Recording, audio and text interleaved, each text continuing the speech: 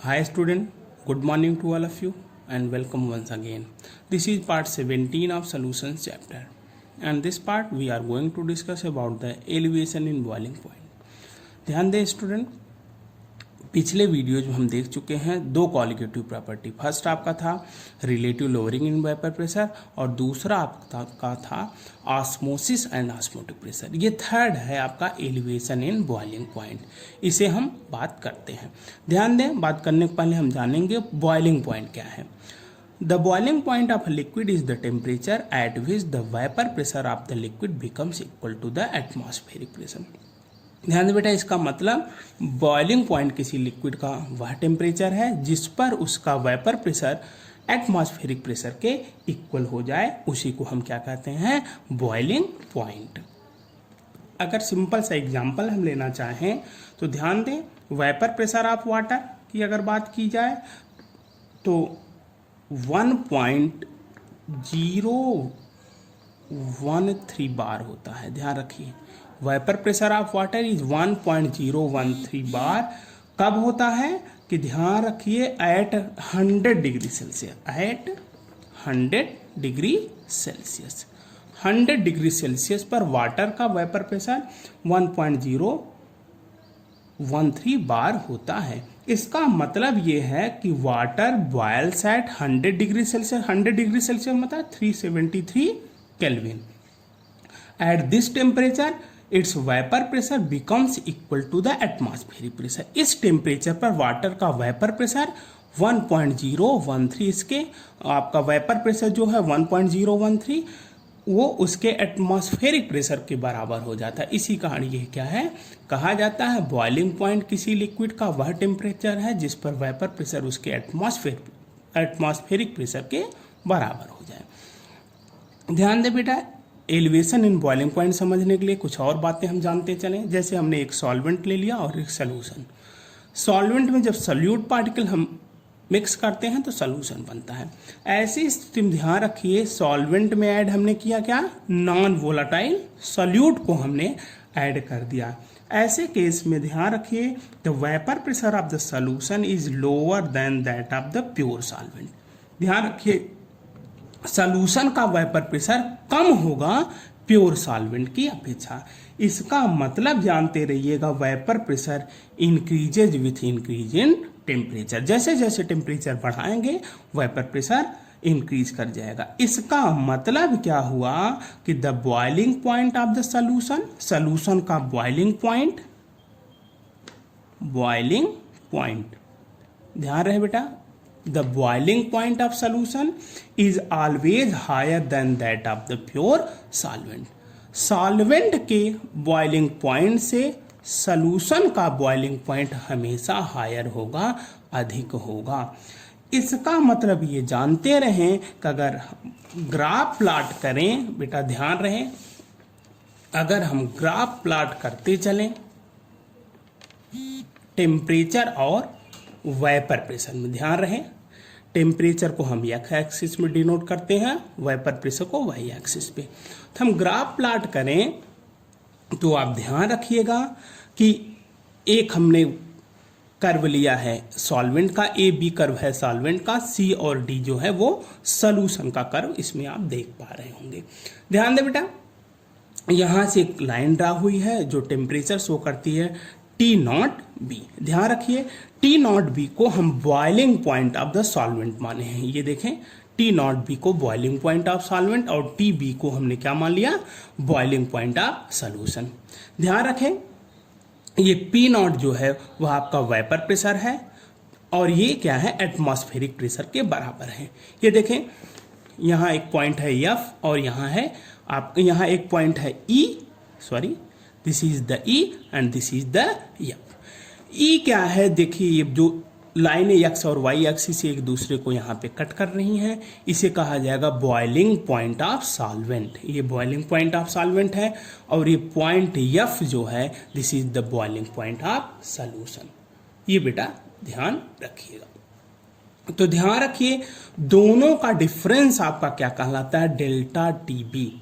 ध्यान रहे, boiling point of solution minus boiling point of solvent is known as the elevation in boiling point. Define करने की अगर बात की जाए तो कहा जा सकता है द डिफरेंस, ध्यान रखिए, the difference in the boiling point of solution to the solvent are known as the elevation in boiling point. Simple से बेटा ध्यान दें, हम पहले ही बता चुके हैं, if the boiling point of pure solvent is T0B and the boiling point of solution is TB, then delta TB will be equal to TB minus T0B। delta TB क्या है? Elevation in boiling point. ध्यान दे बेटा, इसी तरह आगे हम बढ़ेंगे अगर हम जानना चाहें expression for the elevation in boiling point की बात की जाए। ध्यान दे बेटा, the elevation in boiling point, यहां पे ध्यान दें expression for the elevation in boiling point. तो ध्यान रहे the elevation in boiling point depend upon concentration of solute in a solution and has been found to be related with molality.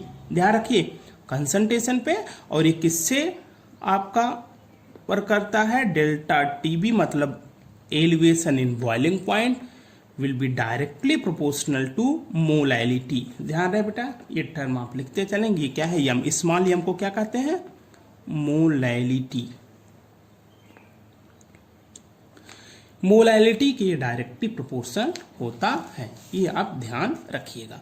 अब अगर बात की जाए तो प्रोपोर्शनलिटी की साइन हटाने के लिए कांस्टेंट हम ऐड करते हैं, delta TB will be equal to constant, no proportionality की साइन हटाते हैं तो कांस्टेंट लगाते हैं जिसे कहते हैं के बी। ध्यान रखिएगा के बी इंटू स्मॉल, ये आपका रिलेशन रहा। तो ध्यान रखिएगा कि के बी क्या है, ये बात रखिएगा, K B is called the molar elevation constant. K B क्या है? ध्यान रखिएगा, it is the molar elevation, molar elevation constant, molar elevation constant आपका के बी है। इसे आपका जानते रहिएगा कि मोलैलिटी के आपका इसे इब्यूलियोस्कोपिक कांस्टेंट भी कहते हैं। ध्यान रखिए, इब्यूलियोस्कोपिक कांस्टेंट भी कहते हैं, ध्यान रखिएगा आप, ठीक, ये जानते रहिए। अगर मान लिया जाए बेटा कि if m will be equal to 1 and, ध्यान रखिए हमारे पास रिलेशन क्या था? Delta TB will be equal to K B multiplied by M. ध्यान रहे, इसका मतलब इफ m इक्वल टू 1 तो क्या हो जाएगा? Then delta TB will be equal to K B, delta TB will be equal to K B. तो हम कैसे डिफाइन कर सकते हैं? के बी आपका मोलर एलिवेशन कांस्टेंट है, तो इसे हम सिंपल से डिफाइन कर सकते हैं, molar elevation constant is equal to the elevation in boiling point when the molality of the solution is unity. ध्यान रखें, यम को हमने 1 मान लिया, तो सिंपल सी बात है मोलर एलिवेशन कांस्टेंट किसके बराबर हो जाएगा? एलिवेशन इन बॉइलिंग पॉइंट का। ध्यान रखिए, अगर यूनिट की बात की जाए तो यूनिट क्या होगा के बी का? यूनिट ऑफ के बी मतलब मोलर एलिवेशन कांस्टेंट की यूनिट आप जानते रहिएगा क्या हुआ? डिग्री पर मोलैलिटी, डिग्री पर मोलैलिटी, ये आप लिख दो। इसका मतलब केल्विन पर मोलैलिटी या डिग्री सेल्सियस पर मोलैलिटी, या इसी को केल्विन केजी पर मोल। आप इन चारों को जानते रहें, डिग्री पर मोलैलिटी, केल्विन पर मोलैलिटी, डिग्री सेल्सियस पर मोलैलिटी, केल्विन केजी पर मोल, ये आप जानते रहें, ये मोलर एलिवेशन कांस्टेंट का यूनिट हो गई, ये जानते रहें। अगली बात हम करते हैं calculation of molecular mass of the solute, calculation of molecular mass of solute. ध्यान रहे, सिंपल सी बात है, हमारे पास फार्मूला है delta T B will be equal to K B multiplied by small M. ये आपको बता चुका हूँ, यहाँ कौन क्या है पता भी है आपको, delta T B elevation in boiling point, K B आपका जानते रहे क्या है, मोलल एलिवेशन कांस्टेंट, यम क्या है, मोलैलिटी। तो ध्यान दे बेटा, मोलैलिटी पहले भी मैं बता चुका हूँ, ये क्या होता है, the number of moles of solute dissolve in पर केजी ऑफ द सॉल्वेंट। तो हम वैल्यू रख देते हैं स्मॉल एम की, के बी मल्टीप्लाइड बाई एम। तो number of moles of solute, solute के नंबर ऑफ मोल्स को हम क्या कहते हैं, मास अपान मॉलिक्यूलर मास। हम सॉल्यूट के अगर मान लिए W2 अपान M2, W2 क्या है, वेट, और यम क्या है, यहाँ पे आप जानते रहे, यम मान लीजिए कैपिटल यम मैं लिख दूँ क्योंकि आप कंफ्यूज ना हो कि स्मॉल यम लिखते हैं मोलैलिटी, कैपिटल यम लिखने का मतलब आपका मॉलिक्यूलर मास या मोलर मास भी आप कहते हैं।